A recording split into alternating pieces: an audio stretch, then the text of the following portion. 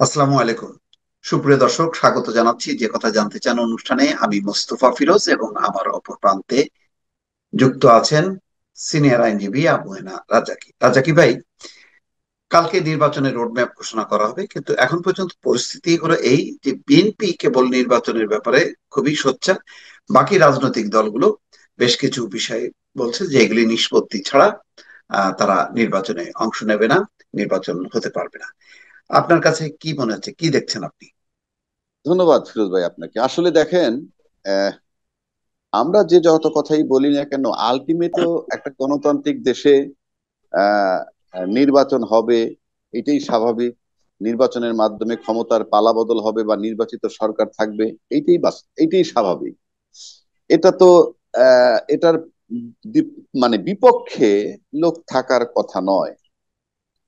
কিন্তু আমরা যেভাবে নির্বাচনটার দিকে যেতে চাচ্ছি, আর নির্বাচন হইল গণতন্ত্রকে সুসংগত রাখার অনেকগুলা প্যারামিটার বা ব্যারোমিটার যাই বলেন না কেন, তার একটা, বাট শুধুমাত্র একটাই নয়, আরো অনেকগুলা সেক্টর কাজ করে।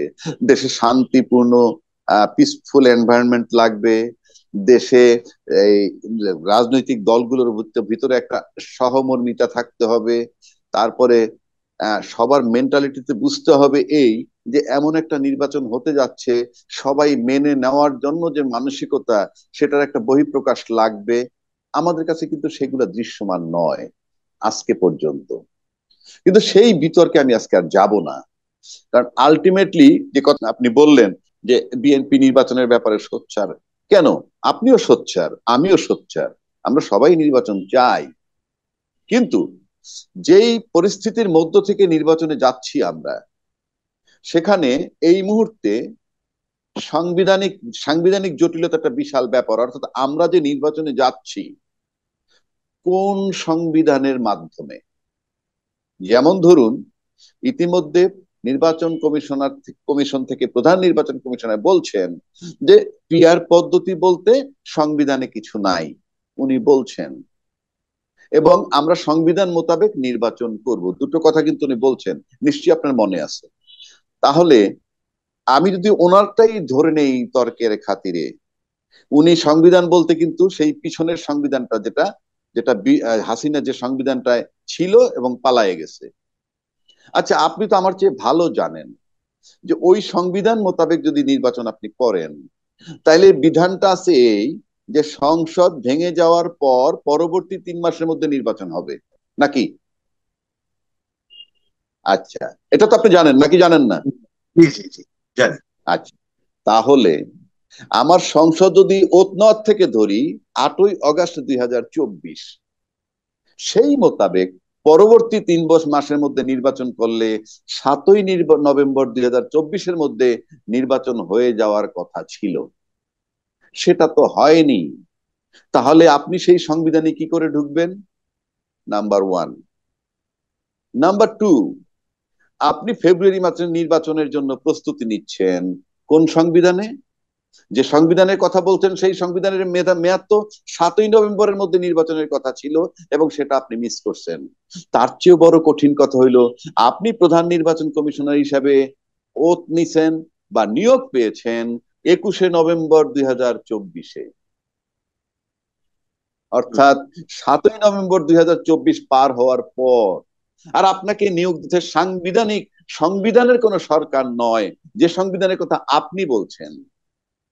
আপনাকে নিয়োগ দিয়েছে অন্তর্বর্তীকালীন সরকার, এবং অন্তর্বর্তীকালীন সরকারের থেকে প্রাপ্ত চিঠি মোতাবেক আপনি তৈরি হচ্ছেন ফেব্রুয়ারিতে নির্বাচনের জন্য।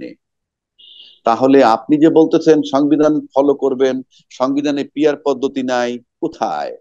একটা চলমান অলিখিত সংবিধান আছে বিধায় পিআর পদ্ধতি থাকবে কি থাকবে না সেটা নিয়ে আলোচনা চলছে। আর যে সংবিধানের কথা আপনি বলছেন, সেই সংবিধানে পিআর পদ্ধতির কথা না, কোন পদ্ধতির কথাই বলা নাই। বলা আছে নির্বাচন হবে, এবং নির্বাচনে যেই প্রার্থী বেশি ভোট পান তিনি ঘোষিত হবেন বিজয়ী। ওখানে পিআর পদ্ধতি নাই, কোনো পদ্ধতি বলা নাই। তাহলে আমার এখন নির্বাচন কমিশনের কাছে প্রশ্ন, আপনি যে নির্বাচনটা ফেব্রুয়ারিতে করতে যাচ্ছেন, কোন সংবিধানের বিধানে? এক, আপনাকে এই অধিকারটা কে দিল যে আপনি ফেব্রুয়ারি মাসে নির্বাচন করতে পারবেন? হুম, আপনার প্রতিষ্ঠানটা একটা স্বাধীন সাংবিধানিক প্রতিষ্ঠান। আপনি যদি ওই সংবিধানে চলেন, আপনি ক্লিয়ার করেন, আপনি তো ওই সংবিধানের কথা বলছেন যেটা নিয়ে আজকে নানান বিতর্ক হচ্ছে, তাহলে আপনার অপশন কি? আপনি ফেব্রুয়ারিতে যাওয়ার কোনো আপনার কাছে কোনো গ্রাউন্ড নাই।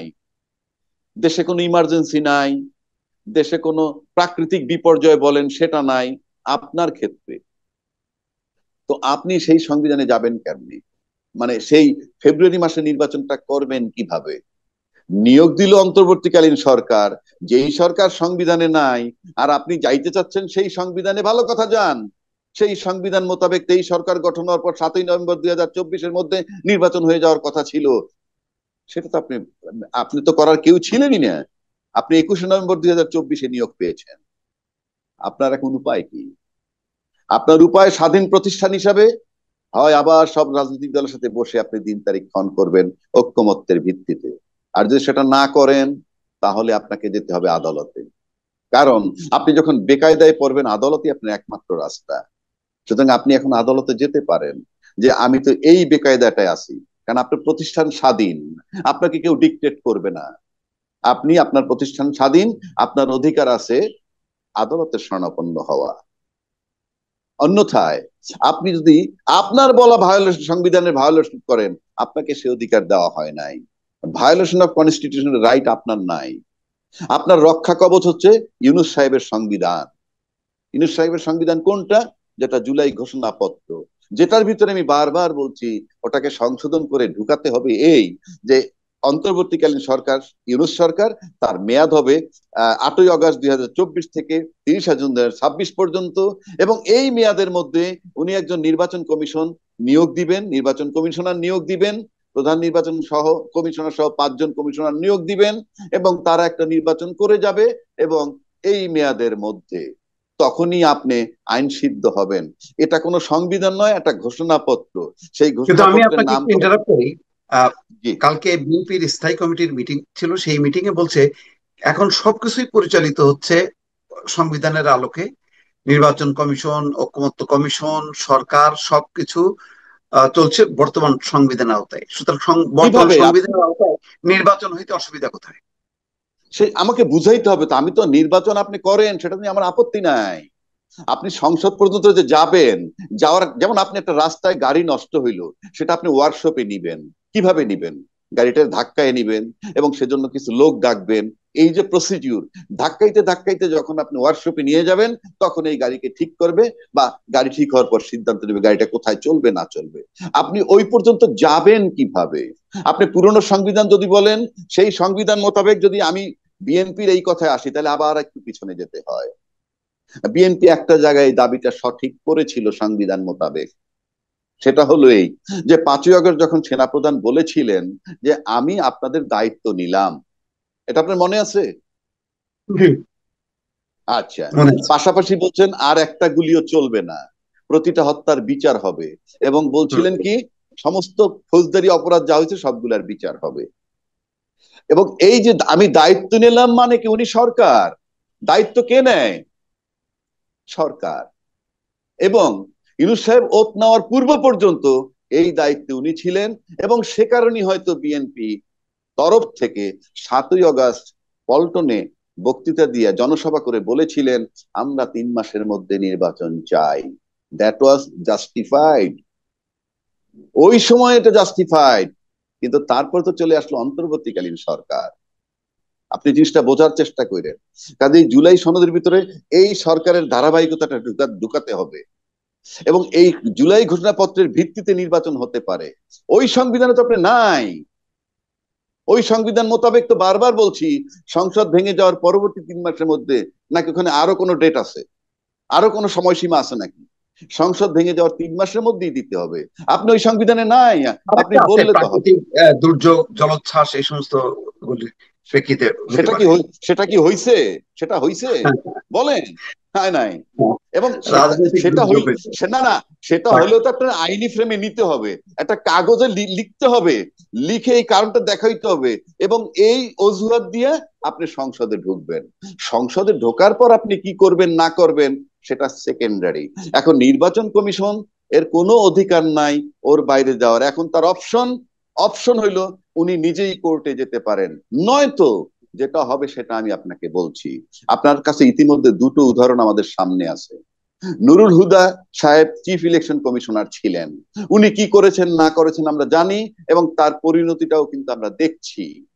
সুতরাং ভায়োলেশন ভায়োলেশন অফ কনস্টিটিউশন করে বর্তমান নির্বাচন কমিশন ইলেকশন করবেন, তার পরিণতি সেদিকেও যেতে পারে। এক, দুই, আপনি দেখতে পাচ্ছেন যে জনতার মতের ভিত্তিতে কিছু হইলে সেটাকে যদি আদালতের খোঁচায় নষ্ট করে দেয়, যে তত্ত্বাবধায়ক সরকারটা জনদাবিতে হয়েছিল, সেটাকে যখন এবিএম খায়রুল হক কলমের খোঁচায় নষ্ট করে দিয়েছিল, সেই এবিএম খায়রুল হকের পরিণতিটা আপনি দেখেন, যে বাংলাদেশের প্রধান বিচারপতি সাবেক ম্যাজিস্ট্রেট কোর্টের কাঠগড়ায় দাঁড়িয়ে জামিনের জন্য আকুতি করে।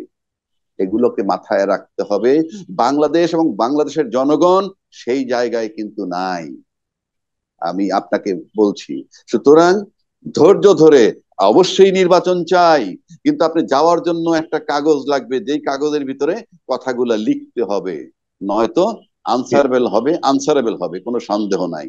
এটা হলো আমার আজকের ওপিনিয়ন আপনার এই ব্যাপারে। আমি আরেকটা বিষয় আলোচনা করছি, যেটা রাজনৈতিক অঙ্গনে বেশ আলোচনা হচ্ছে, ফজলুর রহমানের শাস্তি। তার দলীয় আহ, মানে সব পদ 3 মাসের জন্য স্থগিত রাখা হলো। তিনি আহ, জুলাই আগস্ট অভ্যুত্থান সম্পর্কে একটা মন্তব্য করার প্রেক্ষিতে যে পরিস্থিতি তৈরি হয়, তার প্রেক্ষিতে বিএনপি শোকজ করে, শোকজের জবাব সন্তোষজনক না হয় এই শাস্তি তাকে দেয়া হয়েছে। আপনি এটাকে কিভাবে ব্যাখ্যা করবেন? দেখেন, ফজলুর রহমান সাহেব একজন সিনিয়র অ্যাডভোকেট, উনি একজন মুক্তিযোদ্ধা। এখন এখন অনেক কথা উঠছে, উনি কোথায় যুদ্ধ করছেন এসব প্রশ্ন আছে, ওগুলো আমি যাচ্ছি না, ওই বিতর্কে আমি যাচ্ছি না। উনি একজন মুক্তিযোদ্ধা, এবং উনি আহ, উনি ছাত্রলীগের নেতাও ছিলেন, এবং উনি বিএনপি করেন, সবই ঠিক আছে। কিন্তু প্রশ্ন হচ্ছে, বিএনপি যে তাকে শোকজ করছে আমার বিবেচনায় 100% যৌক্তিক।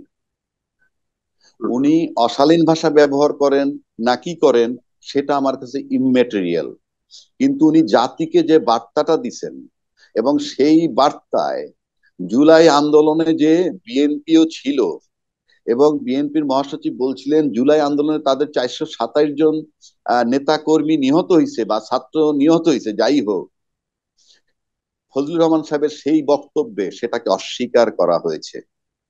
ভালো করে চিন্তা করে দেখবেন, উনি বলছেন একটা কালো শক্তি জামাত আওয়ামী লীগের বিরুদ্ধে ষড়যন্ত্র করে বিতাড়িত করছে। অ্যাকচুয়ালি উনি বার্তাটা দিতে চাইছে কি জানেন? উনি বার্তাটা দিতে চাইছে এই, স্বাধীনতার পক্ষ শক্তি বিক্রেতা যে আওয়ামী লীগ, মানে স্বাধীনতার পক্ষ শক্তিকে স্বাধীনতার বিপক্ষ শক্তি বিতাড়িত করছে, এই বার্তাটা উনি দিতে চাইছেন, এবং সেটা তার বক্তব্যে পরিষ্কার। তার মানে এই যে জুলাই অভ্যুত্থান হয়েছে বা বিপ্লব হয়েছে বা আন্দোলন হয়েছে, যে ছাত্ররা মারা গেছে, এবং এটাতে দল মত নির্বিশেষে বিএনপির মতো একটা বড় দলও এটার ভিতরে অংশগ্রহণ করছে, সব দল অংশগ্রহণ করছে, সবটাকে উনি ডিনাই করে উনি মহাপণ্ডিত হইয়া উনি স্বাধীনতার পক্ষ শক্তি আর বিপক্ষ শক্তি নিয়ে আইসা ওই আওয়ামী লীগের যে অপকর্ম ওটাকে জায়েজ করতে চেয়েছিলেন। সেজন্য বিএনপি 100% সঠিক সিদ্ধান্ত নিয়েছে বলে আমি মনে করি। এখানে আমার আর একটা অবজারভেশন আছে। আপনি নিশ্চয়ই এই যে তার যে বক্তব্য, এটার সাথে তো আপনি দ্বিমত করছেন, উনি মিথ্যা বলেছেন, তাই না? এই যে কালো শক্তি জামাত ছড়াইছে শুধুমাত্র, এটা তো মিথ্যা, নাকি মিথ্যা নয়? বলেন। মিথ্যা না, এটা তো মানে বিএনপির অংশগ্রহণ, সর্বস্তরের ছিল, মানুষের অংশগ্রহণ ছিল। ছিল। তাহলে উনি একটা মিথ্যা সংবাদ দিয়েছেন। তাহলে একটা পত্রিকা বা মিডিয়া, যেমন আপনি একটা মিডিয়া, এটা যারা প্রকাশ করছে তারা তো জানেন যে উনি উনি মিথ্যা বলছেন। মিডিয়ায় কিন্তু কেউ এ পর্যন্ত বলেনি ফজলুল ফজলুল রহমান সাহেব যা বলেছেন এটা সত্য নয়, বরং তারা হুবহু এটা ছেপে দিয়েছেন। ছেপে দেওয়ার পর কি হয়েছে? মানুষের ভিতরে বিরূপ প্রতিক্রিয়া হয়েছে। কিন্তু পত্রিকার কি উচিত ছিল না যে ফজলুর রহমান সাহেব এই যে কথাটা বলছেন আপনি সঠিক বলেননি, বরং দলমত নির্বিশেষে সবাই এই আন্দোলনে অংশগ্রহণ করেছিল, কেন পত্রিকা বলবে না? এক। দুই, যদি পত্রিকা নাই বলে তাহলে উনি যে মিথ্যা বলছেন সেটাকে সংবাদ আকারে ছাপানোর প্রয়োজনটা ছিল কি? এবং ছাপানের পরে যে তার বাড়ির সামনে মব আসলো বা ছাত্র জনতা আসলো, একটা বিশ্রী অবস্থা হইলো, এতে দুই পক্ষের মারামারি হচ্ছে, সমাজ নষ্ট হচ্ছে, মব হওয়ার সম্ভাবনা থাকে, মিলিটারি গেছে সেভ করতে। প্রশ্ন হচ্ছে পত্রিকার তো কোনো দায় হলো না। পত্রিকা তো জানে এই সংবাদটা মিথ্যা, ওনার বক্তব্যটা মিথ্যা, পত্রিকার ছাপার প্রয়োজন ছিল কি? সুতরাং পত্রিকায় যদি বলে যে আমরা ছাপবো, তাহলে আপনি এইটা ছাপার মানে আপনি এটার পার্শ্ব প্রতিক্রিয়া তো জানেন, সংবাদটা মিথ্যা, যে শুধুমাত্র কালো শক্তি জামাত এই আন্দোলনটা করেনি, এই মিথ্যা সংবাদটাকে সংবাদ হিসেবে কেন ছাপানো হইলো? সুতরাং এটার দায় তাদেরও কিছু বর্তায় যারা এটা ছেপেছেন। জি। আরেকটা বিষয় বলা হচ্ছে যে এর ফলে বিএনপির মধ্যে যে একটা মুক্তিযোদ্ধারা থাকলো তারা আরো সংকুচিত হয়ে পড়লো। আম, এটা ঠিক হলো কিনা, যেহেতু বিএনপি মুক্তিযোদ্ধার দল কি দল না এটা নিয়ে আওয়ামী লীগ বিতর্ক করে। এই অবস্থায় একজন বীর মুক্তিযোদ্ধাকে এইভাবে মানে মানে শাস্তিমূলক ব্যবস্থা নেওয়াতে বিএনপির ভিতরে মুক্তিযোদ্ধারা থাকবে কিনা তারা প্রশ্নবিদ্ধ হলো। একই সঙ্গে তিনি যে একটা স্বাধীন মানে মত প্রকাশ করছেন সেটাও থামায় দেওয়া হলো। এইটা এটা তো আলোচনা চলছে। এটা এটা এটা তো স্বাধীন মত প্রকাশ করেননি, উনি মিথ্যা কথা বলেছেন।